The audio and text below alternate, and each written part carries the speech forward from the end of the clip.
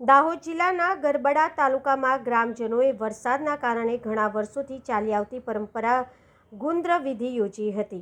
દાહોદ જિલ્લાના ગરબડા તાલુકાના આદિવાસી વિસ્તારમાં વરસાદ અનિયમિત અને ભારે હોવાથી ગ્રામજનોએ પરંપરાગત ગુંદ્ર વિધિ યોજી હતી। વર્ષોથી ચાલી આવતી આ ધાર્મિક પરંપરામાં મોટી સંખ્યામાં ગ્રામજનોએ ભાગ લીધો હતો અને વર્ષા દેવને પ્રસન્ન કરવા માટે પ્રાર્થના કરી હતી। વિધિ દરમિયાન ગામના બડવા અને પૂજારીઓએ પૌરાણિક રિવાજો અનુસાર પૂજા અને પૂજા કરી હતી।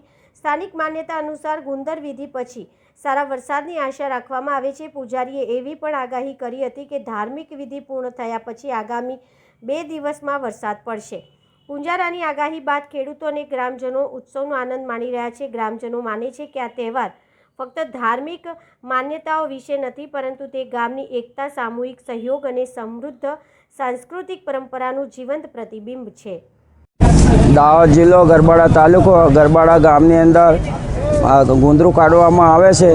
અમારા બાપ દાદાથી વર્ષોથી પૂર્વજોથી આ ગુંદરું કાઢવામાં આવે છે અને અમારે આમાં વરસાદની આગાહી કરવામાં આવે છે।